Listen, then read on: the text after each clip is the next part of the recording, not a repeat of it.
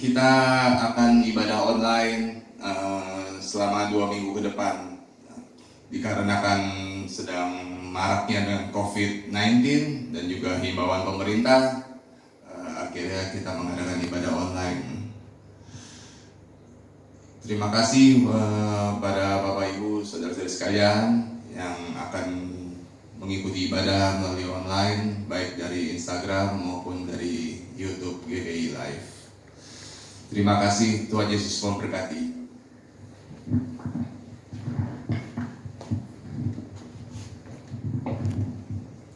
Shalom semuanya, jemaat GBI Live. Mari kita berdoa. Bapa yang kami sembah di dalam nama Yesus, terima kasih untuk hari ini ya Tuhan. Hari yang paling berbahagia buat kami, karena kami adalah orang-orang yang berbahagia karena sudah ditebus oleh darah Yesus. Dan kami tetap berbahagia apapun keadaan di luar sana. Kami tetap berbahagia karena Yesus tetap sama, kemarin, hari ini, dan selama-lamanya. Oleh karena kasih-Nya yang besar itulah, maka kita boleh ada sebagaimana kita ada hari ini. Baiklah saudara-saudara semuanya, kita akan mendengarkan kebenaran firman Tuhan sebagai ibadah perdana untuk live streaming pagi hari ini. Mari kita sama-sama sambut hambanya, Bapak Pendeta Junianto. Shalom saudara-saudari sekalian yang pada minggu ini beribadah secara online. Saya mendorong Anda untuk mengikuti ibadah online ini dengan seksama, dan kalau Anda mengikutinya dengan Instagram, Anda bisa memberikan komen sehingga kami semua tahu bahwa Anda ikut join dalam ibadah online ini. Situasi yang kita alami 1 bulan belakangan ini, di mana penyebaran virus COVID-19 benar-benar membuat perubahan yang signifikan di dalam kehidupan kita. Yang tadinya kerja ke kantor, dari Bekasi ke Jakarta harus macet-macetan, harus berdesak-desakan. Mungkin kalau saudara naik kereta, sekarang ada istilah baru ya, work from home. Saudara bekerja dari rumah. Awal-awalnya kita bayangkan bahwa bekerja di rumah itu jauh lebih menyenangkan. Ternyata enggak juga ya. Ada kawan saya yang berkata justru kerja di rumah lebih repot, koordinasinya lebih sulit ya, mau apa-apa jadinya lebih susah. Ternyata enggak seindah yang dibayangkan. Anak-anak yang tadinya belajar ke sekolah ya, sehingga ibu-ibu atau bapak-bapaknya juga bisa melakukan hal yang lain, sekarang harus belajar di rumah ya. Guru-guru memberikan mata pelajarannya juga lewat online, lalu harus mengumpulkan jam sekian juga via online. Buat anak-anak terasa seperti liburan, tetapi mungkin buat ibu-ibu di rumah itu mungkin tidak terasa seperti liburan. Jadi lebih susah, jadi lebih tidak nyaman ya. Dan banyak orang tua yang bilang sama saya, kok bisa ya ibu guru ngajar anak saya selama 6 jam, 7 jam di sekolah, saya aja 2 jam udah gak tahan gitu ya. Ada banyak hal lain yang benar-benar totally change in our lives. Banyak kawan-kawan saya yang lulusan teknik, mulai seperti ahli virus ya, ketika mereka tulis pesan-pesan di medsos maupun lewat WA group, mereka menganalisa, mereka share apa ini virus COVID-19 ya.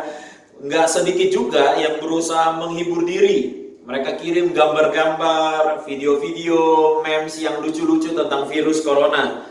Berharap dengan hiburan yang sederhana, mereka dapat mengalihkan stres dari situasi yang ada ini. Dalam kalangan gereja pun terjadi pro dan kontra ya. Ada yang mengatakan ibadah tetap harus ada, bahwa kita tidak boleh takut akan virus, bahwa Tuhan itu melindungi kita. Kita berdoa tentang Mazmur 91, tapi juga ada yang berkata bahwa kita juga harus menggunakan hikmat, menggunakan akal, yang mengikuti himbauan pemerintah. Hari ini GB Live juga mengikuti himbauan pemerintah dan juga Ketua Umum Gereja Bethel Indonesia dengan mengadakan ibadah secara live streaming. Dan tentunya saya yakin dan percaya saudara bahwa dengan kita ibadah live streaming itu tidak mengurangi kadar iman kita.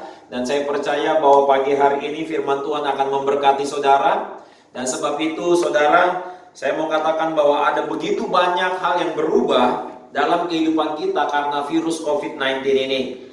Yang biasanya kita ibadah gereja dengan berbagai macam liturgi, kemudian kita harus berubah demikian. Tahukah saudara bahwa dalam setiap situasi di dalam kehidupan kita, Tuhan selalu punya pesan buat kita. Tuhan selalu berfirman untuk kita semua.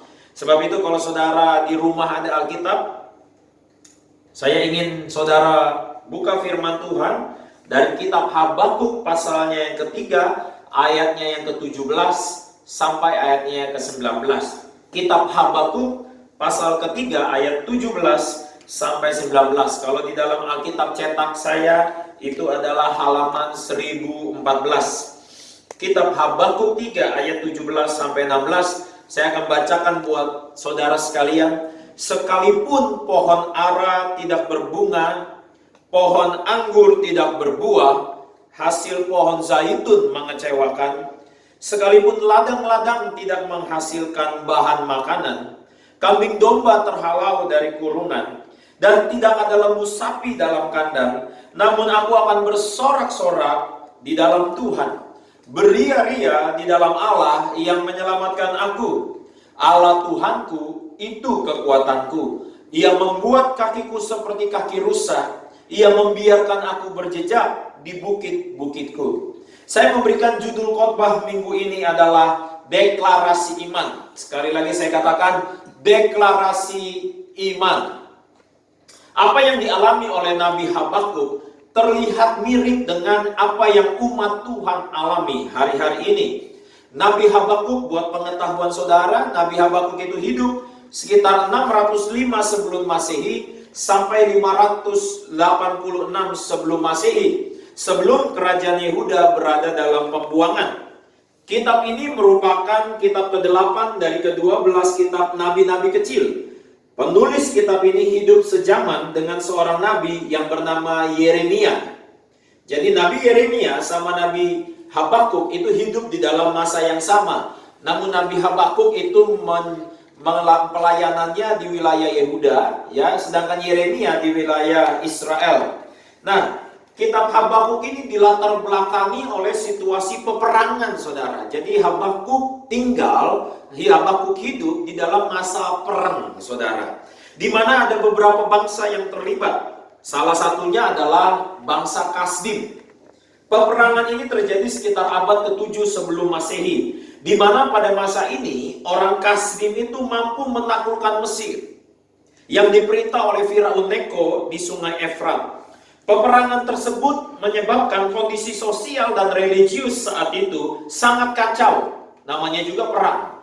Dalam peperangan ini orang-orang Kasdim juga berusaha untuk menguasai Yehuda saat itu, untuk menguasai dunia di bawah pemerintahan Raja Yoyakim.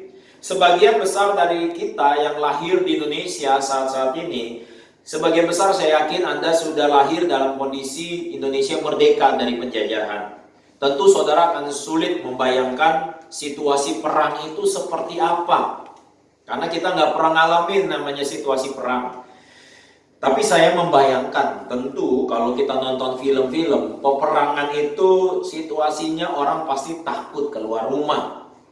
Orang takut keluar rumah karena kalau kita keluar rumah akan mengancam nyawa kita. Orang menjadi berjaga-jaga. Mungkin di jalan-jalan banyak tentara, saudara, ya. Orang tentu nggak bebas shopping, orang nggak bebas belanja, orang takut keluar rumah, orang tidak normal hidupnya. Nah, situasi perang ini saya gambarkan di mana orang-orang merasa lockdown.